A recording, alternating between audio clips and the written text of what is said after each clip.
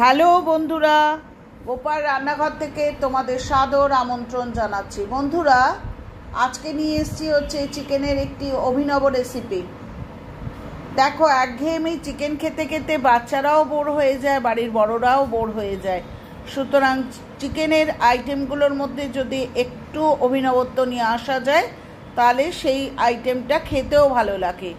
তো আমি আজকে চিকেনের দেখাচ্ছি হচ্ছে দিল্লির একটি আইটেম, সেটা হচ্ছে চিকেন চেঙ্গিসি। এটা মেনলি রুটি, পরোটা বা নান, বাটার নান এগুলোর সাথেই খেতে ভালো লাগে, তবে স্টিম রাইস বা পোলাওয়ের সাথেও এটা খাওয়া যায়। তো কিভাবে করছি, কিভাবে কী কী জিনিস লাগছে, ঘরে থাকা উপকরণগুলো দিয়েই করা যায়। তো ঘরে থাকা উপকরণগুলো দিয়ে যখন করা যায় তখন প্রসেসটা একটু দেখে নিলে আরও বেশি সুবিধা হয়। যারা জানেন তারা জানেন, আর যারা জানো না বা যাদের দেখতে ইচ্ছা করছে তারা কিন্তু ফুল ওয়াচ করো। আর একটা বিনীত অনুরোধ, যে কেউ টেনে টেনে দেখবেন না, কারণ রেসিপিটি একটু বড়, কারণ দুটো পর্যায়ে চিকেন চেঙ্গিসিটা রান্না হয়, সুতরাং ফুল ওয়াচ করবেন।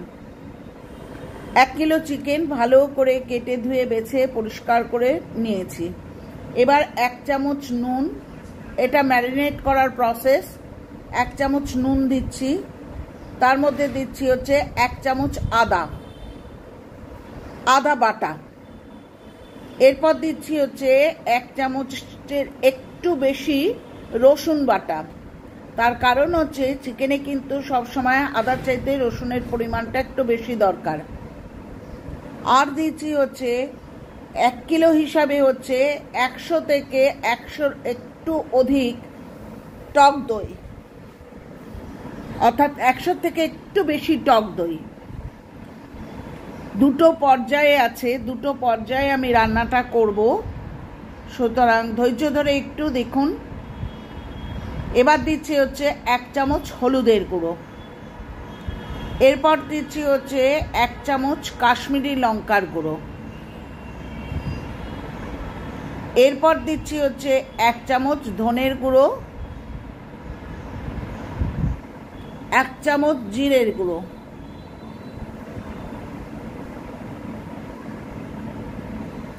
এবার দিচ্ছি হচ্ছে 1 চামচ গরম মশলার গুঁড়ো। তো এই সবটা দিয়ে খুব ভালো করে চিকেনটাকেও লেবুর রস দিলাম, একটা গোটা লেবুকে চিপে কিন্তু লেবুর রসটাও দিয়ে দিচ্ছি। যদিও আমার লেবুটাই কিন্তু রসের পরিমাণটা কম ছিল, যাই হোক যেটাই থাকুক না কেন লেবুর রস দেবেন, একটা গোটা লেবুর। যদি এখানে বলে রাখি, যদি এখানে কারোর বাড়িতে লেবু না থাকে তাহলে তিনি ভিনিগারের সাহায্য নেবেন, অর্থাৎ ভিনিগার দিয়ে মাংসটা ম্যারিনেট করবে। লেবুর একটি দানা পড়েছে বলে দানাটা তুলে নিলাম, 2টি দানা পড়েছে সেই জন্য দানাটা তুলে নিয়ে হাতে মেখে চিকেনটাকে খুব ভালো করে ম্যারিনেট করে রাখবো। বন্ধুরা, বারবারই বলছি কিন্তু এটা কিন্তু ম্যারিনেট করবে 1 ঘন্টা আগে, অর্থাৎ খুব ভালো করে কিন্তু চিকেনটা ম্যারিনেট হওয়া দরকার, অর্থাৎ 1 ঘন্টা ধরে কিন্তু রেখে দেবে। আমার করা হয়ে গেল, এরপর ঢাকা দিয়ে আমি চিকেনটিকে রেখে দেব। মশলা লাগছে দেখো, এর মধ্যে দিয়েছি হচ্ছে 1টা বড় এলাচ, 5টা ছোট এলাচ, বেশ 5টি থেকে 6টি গোলমরিচ, সাজিরে, স্টার অ্যানিস, জায়ত্রী, জায়ফল এবং 1টি দারচিনি স্টিক, আর নিয়েছি লবঙ্গ। এগুলোকে প্রথমে 1 চামচ সর্ষের তেল কড়াইয়ে দিয়ে এই খাড়া মশলাটাকে কিন্তু বেশ ভালো করে ভেজে নিলাম। এটাই যখন বেশ সুন্দর একটা গন্ধ উঠেছে, সেই সময় আমি 1 কিলো মাংসের জন্য কিন্তু 4টি বড় পেঁয়াজ কিন্তু কুচিয়ে নিয়েছি, সেই বড় পেঁয়াজগুলো কিন্তু দিয়ে দেবো। চিকেনের এই রেসিপিটার ক্ষেত্রে কিন্তু টমেটোর ভাগটা একটু বেশি লাগে। বড় বড় সাইজের 4টি থেকে 5টি টমেটো এবং 3টি থেকে 4টি কাঁচা লঙ্কা দিয়ে নিলাম। দিয়ে এই কড়াইয়ে কিন্তু আমি ভালো করে ভেজে নিচ্ছি। যখন মোটামুটি ভাজা হলো তখন আমি কড়াইটা নামিয়ে এটাকে ঠান্ডা হতে দিলাম। এই যে মশলাটা ভেজে রেখেছি সেই মশলাটাকে ঠান্ডা হতে দিলাম। ঠান্ডা হওয়ার পর ওটা মিক্সিতে আমি ভালো করে পেস্ট করে নিলাম ঠান্ডা হওয়ার পর। এরপর একটা ফ্রাইং প্যানে কিন্তু খুব ভালো করে তেল মাখিয়ে নিয়েছি, আমি সর্ষের তেলেই কাজটা করছি। দিয়ে একটা একটা করে চিকেনের টুকরো, অর্থাৎ যে চিকেনটাকে আমি ম্যারিনেট করে রেখেছিলাম 1 ঘন্টা বাদে কিন্তু করবেন, অন্তত 1 ঘন্টা কিন্তু ঢেকে রেখে দেবেন। আমি কিন্তু একটু অয়েল ব্রাশ করে, খুব বেশি তেল দেওয়ার দরকার নেই, অনেকেই কিন্তু তেল বেশি দেন, কোনো দরকার নেই। তেল যতটা কনজামশন কম হয় বা যতটা তেল কম খেতে পারেন ততটাই শরীরের পক্ষে ভালো। তো আমি এইভাবে একটু সময় নিয়ে, আচ্ছা এখানে বলার কথা, তাওয়াটাকে কিন্তু হাই হিটে গরম করে নেবেন, নারে কিন্তু মশলাগুলো আটকে যাবে। আচ্ছা, এরপর উল্টে পাল্টে আমি কিন্তু একটু লাল লাল করে ভেজে নিচ্ছি চিকেনটাকে। ম্যারিনেট করা চিকেনটাকে কিন্তু আমি লাল লাল করে এপিট ওপিট করে কিন্তু ভেজে নিচ্ছি। বন্ধুরা, এক্ষেত্রে একটা কথা বলার, যে চিকেনটা যখন ভাজা হয়ে যাবে, যখন তুমি প্লেটে তুলে রাখবে, তারপর দেখবে যে এই প্যানটা কিন্তু একটু কালো কালো হয়ে গেছে। সেই অবস্থাতেই কিন্তু সেকেন্ড পর্যায়ের চিকেনগুলো দিয়ে দিও না, ভালো করে প্যানটাকে পরিষ্কার করে নিও, যাতে ওই কালো কালো গুঁড়োগুলো না থাকে, তাহলে একটা তিতোর টেস্ট আসবে। হয়ে গেছে আমার চিকেনটা, দেখো মোটামুটি ফ্রাই করা। আমি আবার দ্বিতীয় পর্যায়ে কিন্তু যে চিকেনগুলো ছিল সেই চিকেনগুলোকে দিয়ে আমি আবার ওই রকমভাবে অল্প তেল ব্রাশ করে কিন্তু চিকেনগুলোকে উল্টে পাল্টে কিন্তু ভেজে নিচ্ছি। হয়ে গেল বন্ধুরা আমার চিকেনগুলোকে মোটামুটি ভাজা। কড়াইয়ের মধ্যে দেখো 3 চামচের মতো সর্ষের তেল দিয়ে আমি আদা 1 চামচ এবং রসুন 1.5 চামচ মতো বাটা দিয়ে যে পেস্টটা আমি করে রেখেছিলাম, অর্থাৎ পেঁয়াজ, টমেটো, কাঁচা লঙ্কার যে পেস্টটা আমি করে রেখেছিলাম সেই পেস্টটা দিয়ে দিলাম। প্রথমে কিন্তু আদা এবং রসুনের পেস্টটাকে ভালো করে ভেজে নেবে, তারপর এই পেস্টটা দিয়ে কিন্তু 1 চামচের মতো বা 1 চামচের মতো নুন দিয়ে দিলাম। মশলার মধ্যে দিয়েছি হচ্ছে 1 চামচ হলুদের গুঁড়ো, 1 চামচ ধনের গুঁড়ো, 1 চামচ জিরের গুঁড়ো এবং 2 থেকে 2.5 চামচ কিন্তু কাশ্মীরি লঙ্কার গুঁড়ো, কারণ এটাতেই কিন্তু কালার আসে।